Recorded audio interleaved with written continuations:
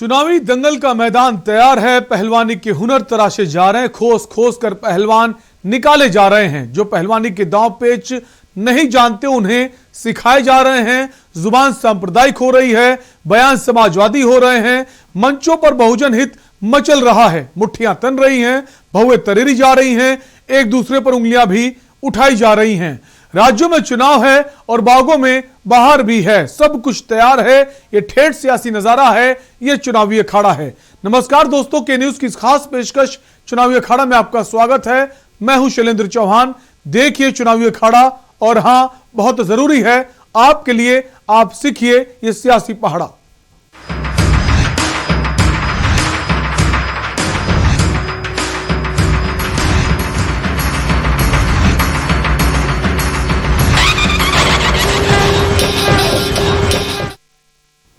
इन दिनों TV channels पर UP चुनाव को लेकर लगातार सर्वे किया जा रहा है, जिसमें भाजपा को प्रदेश में पूर्ण बहुमत की सरकार बनाते हुए दिखाया जा रहा है। हालांकि सर्वे में सपा की स्थिति भी लगातार मजबूत होती नजर आ रही है, लेकिन सपा इससे संतुष्ट नहीं है और सपा ने इलेक्शन कमीशन को पत्र लिखकर सर्वे के प्रसारण पर रोक लगाने की मांग की है। समाजवादी पार्टी के प्रदेश अध्यक्ष नरेश उत्तम पटेल ने ओपिनियन पोल पर रोक लगाने की मांग करते हुए आयोग को पत्र लिखा है, जिसमें कहा गया है कि सर्वे से मतदाता भ्रमित हैं। क्या है पूरा मामला, इस खास रिपोर्ट में देखिए।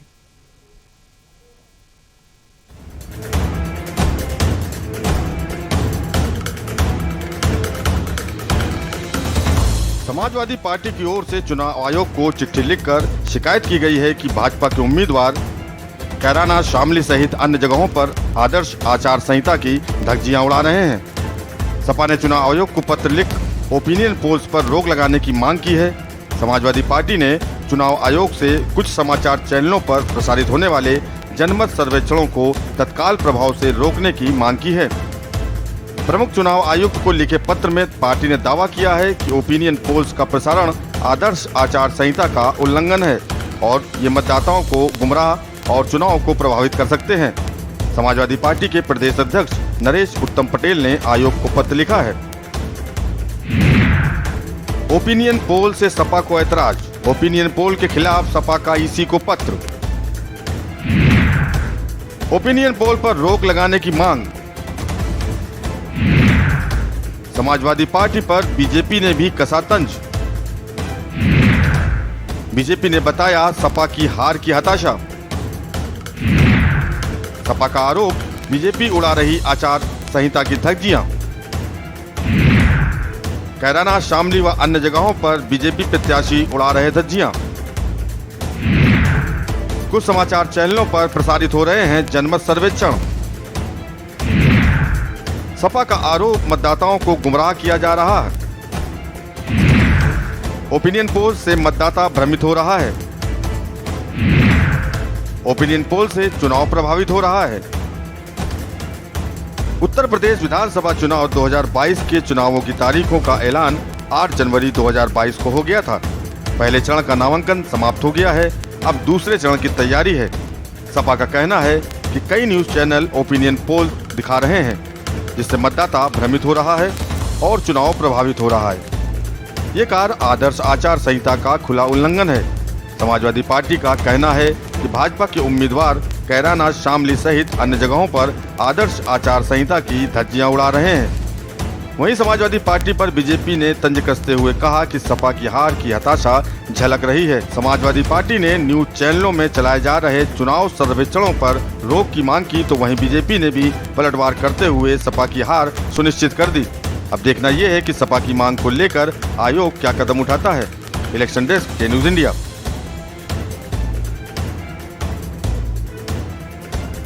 समाजवादी पार्टी ने ओपिनियन पोल को लेकर कड़ा ऐतराज जताया है। चुनाव आयोग को इसकी शिकायत की है, उस पर रोक लगाने की मांग की गई है। इसी पर हमारे ब्यूरो चीफ यूपी के दिनेश त्रिपाठी जुड़ गए हैं। दिनेश, ओपिनियन पोल की अगर बात करें, ये तो काफी पहले से चला आ रहा है, तमाम चुनावों में ओपिनियन पोल होता है, इसे क्या माने? जिस तरह से बीजेपी कह रही समाजवादी पार्टी को हार की हताशा हो रही है। जी बिल्कुल, समाजवादी पार्टी की तरफ से जो आज चुनाव आयोग को शिकायत की गई है कि चुनाव वोटिंग से पहले जिस तरह का सर्वे दिखा रही है न्यूज चैनल, उस पर रोक लगाना चाहिए। हालांकि समाजवादी पार्टी की ये मांग कुछ हद तक समाजवादी पार्टी की नजरिए से ठीक है, लेकिन ये परंपरा रही है, हमेशा न्यूज चैनलों ने वोटिंग से पहले दिखाया है लगभग हर चुनाव में। तो समाजवादी पार्टी जिस तरह से भारतीय जनता पार्टी आरोप लगा रही है, वो कहीं ना कहीं हताशा का दिखा रहा है। लेकिन भारतीय जनता पार्टी समाजवादी पर जिस तरह से आरोप लगा रही है, और समाजवादी पार्टी ने चुनाव आयोग से केवल ये शिकायत किया है। हालांकि समाजवादी पार्टी और कई मामलों पर चुनाव आयोग से आचार संहिता का आदर्श आचार संहिता के उल्लंघन का शिकायत कई पटलों पर किया है समाजवादी पार्टी ने। लेकिन जिस तरह से अब न्यूज चैनलों पर और खबरों पर तथा सर्वे पर समाजवादी पार्टी लगातार चुनाव आयोग से शिकायत कर रही, वो कहीं ना कहीं निराशा का प्रतीक है। हालांकि इससे पहले जब 2012 में अखिलेश यादव की सरकार, चुनाव था 2012 विधानसभा चुनाव का, अखिलेश यादव की सरकार बनी थी, या 2017 में चुनाव हुआ, 2019 में चुनाव हुआ, तो सभी न्यूज चैनलों ने वोटिंग से पहले सर्वे दिखाया। हालांकि चुनाव आयोग का भी ये कहना है कि वोटिंग के बाद, वोटिंग से पहले आचार संहिता का उल्लंघन होगा सर्वे दिखाना। लेकिन अभी वोटिंग शुरू नहीं हुई है। वोटिंग जब शुरू हो जाएगी, 7 चरणों में यूपी का चुनाव है, तो उसमें अगर पहले से चुनाव वोटिंग से पहले अगर सर्वे दिखाया जा रहा है, तो ये कहीं से गलत नहीं है। समाजवादी पार्टी को इस पर विचार करना चाहिए। हालांकि हम लोग कुछ नहीं, चुनाव आयोग इस पर संज्ञान लेगा, और समाजवादी पार्टी की जो शिकायत है वो संज्ञान लेकर चुनाव आयोग उस पर निर्णय देगा। जी दिनेश, क्या समाजवादी पार्टी को ऐसा लगता है कि जो टीवी चैनल्स पर सर्वे के द्वारा दिखाया जा रहा है कि बीजेपी बढ़त बनाए हुए है, उस पर उन्हें विश्वास नहीं है? उनको ऐसा लगता है टीवी चैनल्स झूठ प्रसारित कर रहे हैं? जी बिल्कुल, देखिए, विपक्ष लगातार आरोप कुछ चैनलों पर, कुछ अखबारों पर हमेशा किया है, और वो एक नाम से संबोधित करता है, ये फलाने मीडिया, ये फलाने मीडिया। हालांकि चुनाव आयोग से जो समाजवादी पार्टी ने शिकायत किया है, उसका कोई आधार नहीं है। वोटिंग से पहले सभी न्यूज चैनल, सभी पॉलिटिकल एनालिसिस्ट वो अपना सर्वे दिखाते हैं, और वो कहीं ना कहीं समाजवादी पार्टी का एक तरह से देखा जाए तो हताशा ही होगी। क्योंकि हमेशा जब समाजवादी पार्टी के फेवर में अगर यही चीज दिखाते, तो शायद समाजवादी पार्टी ये चुनाव आयोग से शिकायत नहीं करता। लेकिन न्यूज चैनलों ने मेहनत करके अपने फील्ड में रिपोर्टर लगा के, या एजेंसियां अपने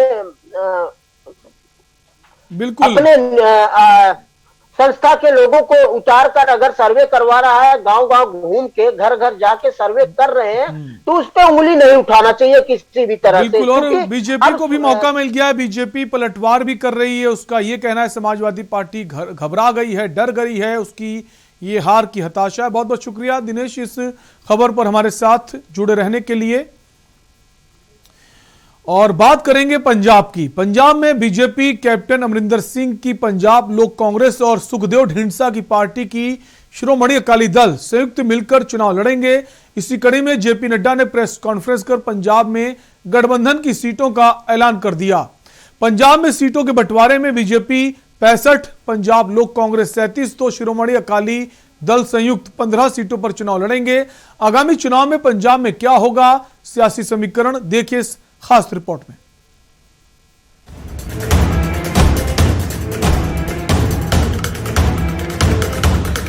पूर्व मुख्यमंत्री कैप्टन अमरिंदर सिंह की बात करें तो कांग्रेस पार्टी में अंदरूनी तनाव के चलते उन्होंने सीएम के पद से इस्तीफा देकर कांग्रेस का साथ छोड़ दिया, और फिर कुछ दिनों बाद उन्होंने नई पार्टी बनाकर पार्टी का नाम पंजाब लोक कांग्रेस रखने का फैसला लिया। वहीं दूसरी तरफ शिरोमणि अकाली दल के बागी नेता सुखदेव ढींडसा ने भी शिरोमणि अकाली दल संयुक्त के नाम से पार्टी बनाई। दोनों पार्टियों ने बीजेपी के साथ गठबंधन करके चुनाव लड़ने का फैसला लिया। आज जेपी नड्डा ने प्रेस कॉन्फ्रेंस कर गठबंधन में चुनाव लड़ रही पार्टियों की सीटों का ऐलान कर दिया। साथ ही जेपी नड्डा ने कहा, ये चुनाव सिर्फ सत्ता परिवर्तन का ही माध्यम नहीं है, सरकार बदलना ही इस चुनाव का उद्देश्य नहीं है। ये चुनाव आने वाली पीढ़ियों को सुरक्षित करने के लिए और पंजाब को स्थिरता देने के लिए है। पंजाब सुरक्षित रहता है तो देश सुरक्षित रहता है। इसी मौके पर कैप्टन अमरिंदर सिंह ने भी अपनी प्रतिक्रिया दी। कांग्रेस और संयुक्त अकाली दल ढींसा, हम सब लोग मिलकर के पंजाब के विधानसभा का चुनाव लड़ रहे हैं और ये एनडीए का अलायंस जो हम तीनों लोग मिलकर के लड़ रहे हैं। सीट शेयरिंग के बारे में जैसा अभी गजेंद्र जी ने बताया, एक लंबी प्रक्रिया के बाद और चर्चा के पश्चात हम लोग इस विचार के साथ सहमत हुए हैं और वो मैं ब्रॉडली फिगर्स बता रहा हूँ। 2-3 ऊपर नीचे वो अलायंस और सीट्स को लेकर के तय होगा, लेकिन भारतीय जनता पार्टी 117 सीटों में 65 सीट्स भारतीय जनता पार्टी लड़ेगी। हमारे पंजाब लोक कांग्रेस कैप्टन अमरिंदर सिंह जी के नेतृत्व में 37 सीट्स लड़ेंगी और 15 सीट्स संयुक्त अकाली दल ढींसा जी के नेतृत्व में लड़ा जाएगा। We have been able to have an alliance with the BJP in Punjab. There were many times ups and downs and various thinking how we should go ahead about it and how we should move ahead. But finally, the consensus that emerged within our party and I think also in Dhindsa Saab's party, he will of course say it on his own and tell you all what he thinks. The feeling was that for the sake of stability of the country, Punjab विधानसभा चुनाव के लिए BJP, Punjab लोक कांग्रेस और संयुक्त अकाली दल ढींसा में सीटों का बंटवारे की घोषणा कर दी गई। पंजाब का विधानसभा चुनाव इस बार त्रिकोणीय हो गया है। कांग्रेस के अलावा आम आदमी पार्टी भी राज्य में मजबूत स्थिति में है। वहीं किसान संगठनों ने भी अपनी नई पार्टी बनाकर चुनावी समर में उतरने का फैसला लिया है। इलेक्शन डेस्क के न्यूज इंडिया।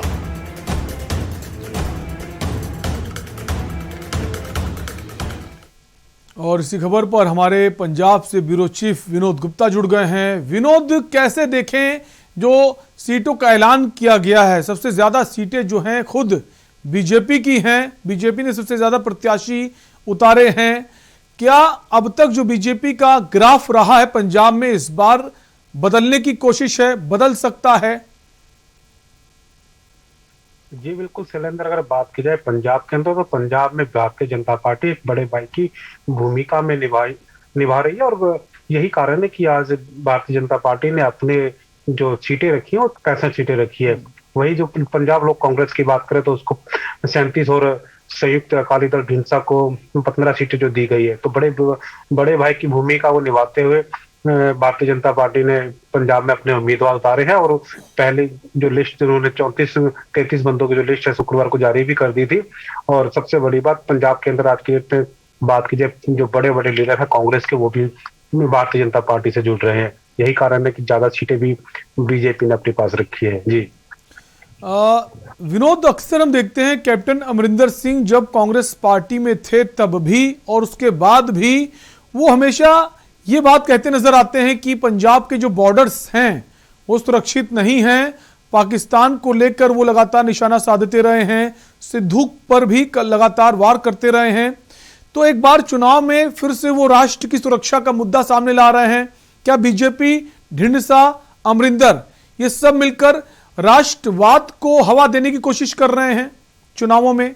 विनोद, शैलेंद्र, अगर बात की जाए भारतीय जनता पार्टी की, भारतीय जनता पार्टी का शुरू से जो मुद्दा राष्ट्रवाद रहा है, सुरक्षा रहा है, खासकर देश की, वो इसी कड़ी को देखते हुए जब कैप्टन अमरिंदर सिंह पंजाब के मुख्यमंत्री थे तो उनके बयान भी शायद आपने कभी भी सुने हो, तो देश हित में थे, प्रदेश हित में थे।